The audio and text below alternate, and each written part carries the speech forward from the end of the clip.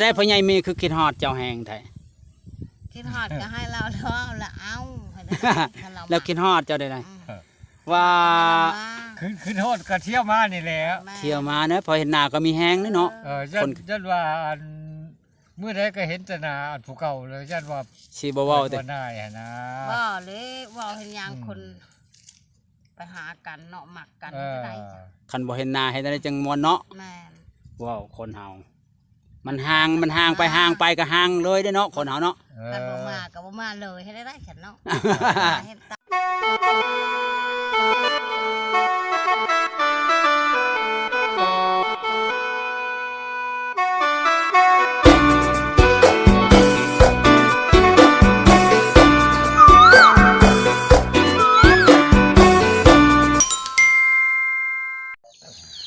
กับสบายดีหรือว่าสวัสดี FC พังไทยพังลาวหรือว่าต่างประเทศก็ยินดีเข้าสู่2บ่าวนอมพามวลเช่นเก่าเช่นเดิมพี่น้อง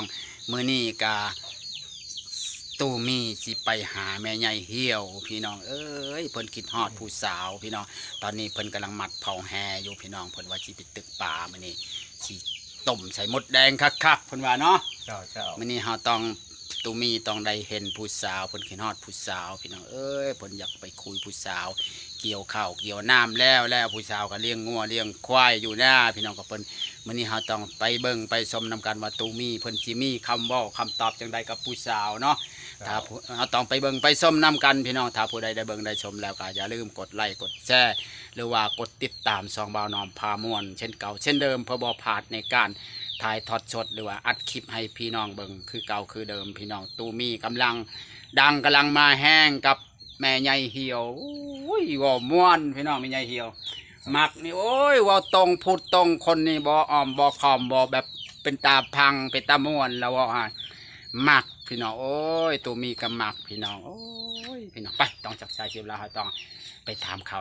ว่าเพิ่นสิว่าจังไดคู่นี่คู่ฮักคู่ฮู้คู่ฮักแท้ๆพี่น้องไปนำกันเลย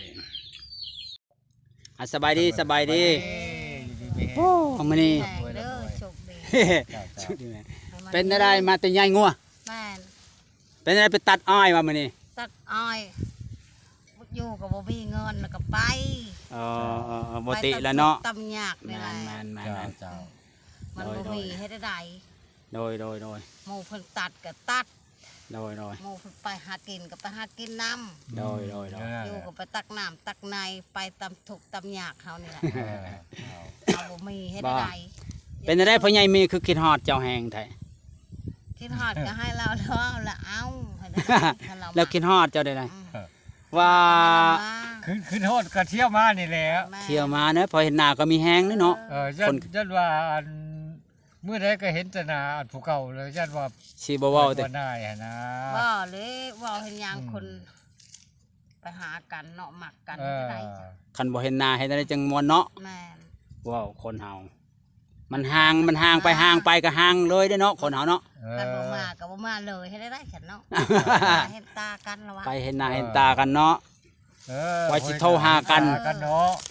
มีหยังก็ไปเมื่อยมากก็เฮิงมาทีนึงก็ได้เนาะโดยมีหยังก็มาบ่มีแล้วก็ยาธรรมดาเลยมากล้วยเพิ่นมาฝากแล้วได้มากล้วยฮะมากล้วยกับปีเด้อแม่กล้วยวี1ปีบ่กล้วย2วีจุมจะแบ่งกันกล้วย2วีปีก็2ลูกอ้าวเบิ่งดูความหักของลาวมากเจ้ากล้วยอยู่ในต้นก็ยังตัดลงว่าโอ้ยแก่บ่แก่ก็ยาวว่าผู้สาวจะกินแล้วว่าให้เรามาบ่มเอาว่ะบ่มเอาว่ามื้อทอดเฮาสิบ่มีเวลามาคอยก็ได้นำลาวอยู่ดอกแล้วก็มาให้อยู่เฮาก็สิบ่มีเวลามาแล้วว่ะเราคิดฮอดเจ้ากันไปมื้อนี้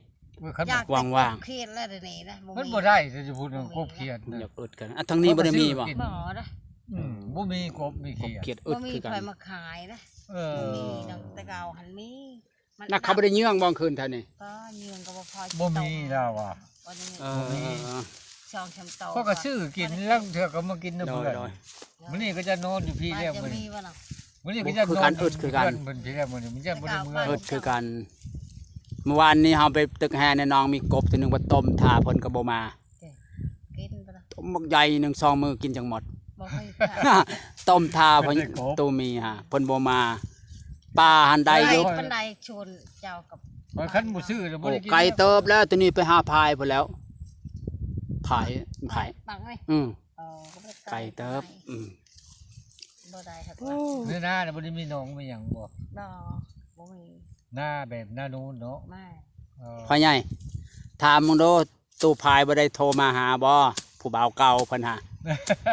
ลองโทรถามดูเพิ่นสิว่าจังได อย่างว่าตู้พายบ่ได้มา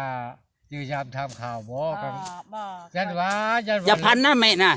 คอยก็บ่มีโทรศัพท์ ยันว่า ใช้ ยันว่าเพิ่นลอยมากลางคืน บ่ คอยเพิ่นมา เพิ่นอยู่ เว้นเนาะ เพิ่นอยู่ไกลได้เฮือนเพิ่นบ่ได้ไกลได้ย่างมาก็ได้ได้ เราบ่ได้มาเนาะ บ่ได้ไก่เนาะ บ่ได้ไกลนะหั่น เฮา น่ะ ยังบ่ได้เห็นเฮือนเพิ่น โอ้ย่างมาก็ ก็เล ไกล ยไปรักษา คม มีเวียกมีงานเฮ็ด คมแล้วนะเม็ดเจ้านี่คมคักเลยนะ ผมเขาก็ตัดเอง คมนะ เจ้าก็เคยไปเห็นนี่บ่เฮือนเพิ่นนะ บ่นะบ่เคยเห็นนะ อยู่ไกลๆเพิ่นย่างมามื้อนั้นก็เพิ่นย่างมาทมถอย คอยบ่เคยเห็นเขาบ่ได้ไปใช้มีแต่เพิ่นไปหา เพิ่นยังบ่ได้มาบ่ติดปลูกอ้อยฮะ บ่ ย่าว่าเพิ่นมาแล้วเพิ่นมาจอบเบิ่งเจ้า บ่จักได้บ่จักได้บ่ได้ฮู้ได้บ่ได้สืบข่าวเลยได้คอยบ่ได้ถามลาวเลย ลืมแล้วล่ะติ บ่ได้ลืมก็บ่ได้ถามลาวบ่ได้ ยั ถาม น น้ำไผเนาะ ยันว่า บ่ เรามาจอบ เราก็ไปทางไหน ยันเรามาจอบลี่เนาะพ่อใหญ่ เออ จักเลยเนาะจับลีเฮาก็บ่ฮู้คือกันเลยเนาะ ยันว่ามาจบลอยก็ว่าบ่ได้ บ่เห็นดอก ว่า เราก็มีโทรศัพท์บ่จัก ยันว่ารักบ้านยันป่าเนาะ โดย คนบ่มีโทรศัพท์ คอยเที่ยวมาเรื่อยเพราะยันบ่คอยหูจัก บ่จักเด้อ เจ้าก็อัดความลับเลยเนาะ อย่าปิดความลับได้บัด ก็เนี่ยนะ บัดกลางเว้นประตูมีมากลางคืนประตูพายมาโทษ เออ บ่มีดอก เนาะปิดบังไว้ สิฮู้ว่ามีกันเนาะผู้ใ ปิดบังไว้บ่ได้ได้ คันว่าเรามายืยามถามข่าวอยู่คอยก็บ่กล้ามาเลย แม่ ขึ้นฮอดก็อดเอาเลยไปเพลงนั่น เนาะเห็นได้เนาะมานำหลังเนาะ เออเป็นทำนองเพลงนั่นแหละ เลิกยาอะไรละว่าขอยก็บ่จักนำลาว มานำหลังแล้วก็บ่หันพื้น เนาะ มานำลังก็ลำบ่มักขอยนองเลิกยาเลย ฮู้จะได้เวลาบ่มักเจ้า บ่เห็นละมาเนาะบ่เห็นละมา โอ้ ถาม เราจะไปหาเงินจะไปขอเจ้า เห็นก็เราบ่ได้ถาม คันเรามากก็สิมักอยู่คือเก่าแล้ววะ บ่ได้มักได้ ถามหน่อย เนาะ ย่านว่าเนาะ บ่ได้มักแล้ว คันเรากลับมาหาเด้ กลับมาหาก็บ่เอานังได้ ย่านว่าเว้าก ลับมาหาก็บ่ชน บ่ แต่เขาเจ้าสิเอาผู้ใด นี่ได้ทำอีก โอ้โห ย่านว่าเว้าพอดีอันเขาเป็นห่วงน้ำ เอ เจ้า อพอดีพริกสิฮอด เนาะ บ่ นอนกลางข้าวกินคำกระสมักเนาะกินข้าวกระสมักเนี่ยเว้าคักเนี่ย บ่ได้มักแล้วเนาะยา บ่ เฮาถามจริงๆบ่ คือเว้าเด้อข้อย มักเราแห้งหรือบ่ ข้อยก็ดีใจแล้วข้อย นี่ตู้นี่ คันคือเราอะ เราเป็นคนบ่กินเหล้ากินยาได้ นี่ยังข้อยก็จะเข้ามาให้ เบิ่งว่ามีหยังก็จะมาให้ ให้ข้อยเห็นเลยข้อยเห็นมุกเห็นใจโอ้ยเขาบอกว่าหลอกสิ มาแล้ว ว่าข้อยก็ไปกายเลยข้อยจะอายเจ้าเป็นยังไง อายนะข่อยเนาะ จะอายคนจะอายชาว จะน่าสิหาของกินมาฝากคันมีเนาะเขามาขายกบเขียดเนาะพ่อใหญ่สิซื้อมาฝากคันอยู่เนาะ บ้านเฮาบ่มีมาแล้ว ทางแบงค์น้องเป็ดเขามาขายเลยนะเฮาบ่ได้ออกมา ทางคนแต่นี่มีได้ทางบ้าน เขา เป็ด ขาย ได้ เออ เขาหาไปขายเลยจะมาเขาบ่พอเมื่อนั้น บ่คันเฮามาย่ำเช้ามี แต่เช้าได้ ทั้งแหวก เขาขาย บ่ต้องเป็ด แม่น เขามาขาย เอ เนาะ อมันของกินมันเป็น บ้าน เขียด เป็ดนั้นมี เป็น พอ เขีย จะ ด แพงบอกกี่ว่าไป ไปใช่ ไปปักเซ บอกแล้วเด้นะโทรโคตรว่ามันจันทร์มื้ออื่นมาไป เจ้าก็อยู่ผู้เดียวพุ่นแหล้ว2-3มื้อบ่ได้เฮาจะได้มาเล่นน้ำเจ้า ละว่าบ่ไปเฮิงเนาะว่าจะบ่ไปนำหันค่อยสิบ่โทรมาหาจะ ทั้งบ่พรกันสิบ่ได้มา ให้ แล้ว ค่อยไปนำค่อยบ่ยากไปได้ ย่างงัวเนาะ เนาะปะงัว ปะเฮือนปะฉา โดย แม่นลูกหลานมีคือโมของใครเนาะ แม่น ลูกผู้เดียวมันก็ไปบ่ได้มา อืม จะมีน้องลูกจะทาลูกจะบ่มีเงินดอกบ่มีก็ยาอะไรที่นั่น รู้จะเป็นเลยเนาะ บ่มีไปอยู่เฮือนเนาะ จำเป็น มันบ่มี จะแพ้คิดดึงเอาไปข่อยนี่บ่น้อยก็จะบ่บัวก็แต่จะอยู่เฮ็ดหยังว่าจะเผาแต่เฮือนว่าโมเพิ่นไปหาเงินแท้ๆอยากไปหั่นแหละ นั่งงัวยามแรงปล่อยได้บ่งัวยามแรง อุ้ยปล่อยก็ค่อยไปไหลได้จะ มันบ่มาเฮือนมาเด้อ มันบ่มาเฮือนผูกในเฮือน ตัวแม่คือตัวเถิกกับงัวน่ะ ตัวถกตัวเดียวแม่ตัวนึง เออ แม่กับลูก มันได้ปีกาย ลูกมันเองบ่ เออ เออ มาไปก็บริจาคยันมันติดแต่เชิง มันชื่อหลายปีแล้วบ่งัวน่ะ หลายปีแล้วค่ะมันได้ลูกหางหมดทนาน เดี๋ยวนี้มันก็ได้ลูกน้อยบ่เดี๋ยวนี้ บ่มีนะลูกใหญ่อันนั้นแหละ ลูกจนใหญ่เลยลูก ยามแรงจักบอก นาง บ่ได้ คอยนำผู้เจ้าเลย นางผู้เจ้าลูกหนึ่งงัวกับลูกหนึ่ง แม่นเจ้า มา จนเว้านะเจ้าเลี้ยงงัวกะ บ่ ลูกเพรียวฮะ สมมติว่าเอากับตูเมนะขึ้นจากได้ลูกอยู่บ่เรียกว่าบ่ยาเลย บ่นึงนะ ยันไว้จากได้จะคนหนึ่งหั่นน่ะ ยัง เฮาสมมติซื่อๆนะคันเอากันนี่ได้บ่จะคนหนึงหน่อย ได้ลูกเนาะ มันเธอจะได้ผู้หญิงเนาะ แม่น เป็นมาพี่นะคันได้ก็ได้ผู้หญิงเนาะบ่น่าผู้หญิงนี่มีบ่น่าใช่แม่นว่า แม่ จะได้ช่วยเวียกแม่เนาะฉันตูมียังได้ลูกเท่าก็ยงตูมียังได้จะว่าบ่ได้บ่อยู่นำเจ้าจะจักและเจ้าฉุดแหละ เอาชุดดอก คันบ่ฉุดก็ดี คัดชุดก็บ่จักแล้วเนาะ บ่ฉุดดอกคันอายุ30ปลายน่ะบ่ฉุดคัน40ขึ้นแล้วฉุด40 50ได้คัน30กว่าเนี่ยยังมีได้ เจ้าว่าผู้ชายหันคันเท่าก็ได้ลูก ผู้ชายหันได้ ยิงนมเอาปวดเท่าบ่ได้ลูก คันว่าเมียนมนั่นผัวเฒ่าได้นี่แหละ ผู้หญิงนมผัวเฒ่าได้ลูกคันผู้หญิงเฒ่าอันใดเด็กน้อยหันบ่ได้ลูก แม่ มันบ่ได้แล้วผู้หญิงเขาฉุดลูกเลยเด้ เจ้า ผู้ชายมันบ่ฉุดได้คันว่าเฒ่าจนเฮ็ดหยังบ่ได้พอ เบิดเดือนเบิดยางแล้วมัน ผู้หญิงผู้ชายเฮาเฒ่าซำใดเขายังแข็งแรงก็ยังได้เด้เฮ้ยผู้ชายได้ เออ ซำตัวมีมันที่ได้ฮัด2ฮัด3พุ่น เออ คันผู้หญิงมันอุดมสมบูรณ์ได้จะบอกเราบ่ได้บ่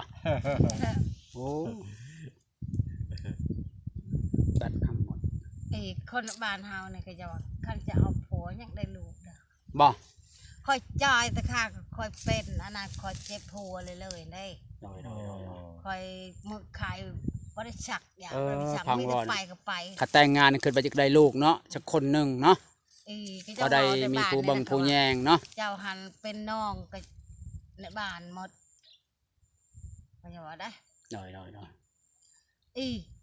FC ก็ถามหลายคนแม่นบ่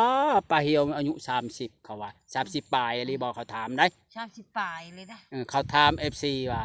FC เฮาได้ถามไว้แม่นบ่ว่าป้าเหี่ยวอายุ30ปลายว่า อันหน้าเรา อีหลี เกิด ติ กำลังโอ้ยชุคนเฒ่าบ้านโน้นน่ะได้ค่ะว่าโอ้ยเจ้าเกิดว่าไม่บ่ฮอดหักเท่าไรก็จะว่าคำนั้นคอยก็ลืมแล้วได้เท่าคำบอกได้ บ่ เพราะว่าเกิดกำลังเมื่อวานนี่แหละเชื่อว่าเฒ่าว่ะ บ่เจ้าเฮาอ่ะ เออ เออ ก็ว่าเจ้าได้เป็นน้องก็เจ้าหมดว่ะ ฟังว่าเท่าทุกเวียกเนาะอายุยังบ่หลายเนาะ เออ 30ปลายๆเนาะ โอ้ทุกอะไรทุกแต่น้อยคอยหันนะ เนาะ ไปเลี้ยง ทุกเวียกกินกับบ่สมบูรณ์ จนแม่พ่อแม่ตายปะทุกอยู่น้ำเอ่ยกับปานันเฮ็ดต่างเอ่ยลูกหลานยังน้อยเนาะลูกหลานก็ได้ไปน้ำเอ่ยแล้วเฮ็ดนาน้ำเอ่ยแล้วทุกก็เลยได้คอยหันปัดเลี้ยงงัวก็เลี้ยงชื่อๆพ่อแม่ตายปะก็เขาไม่ได้ปั่นให้คอยงัวเอ้ยน้องเอาหมดไปจักความนี่แหละเนาะพรีไปจักยังเป็นน้องหมูแม่นบ่ แม่นแหละ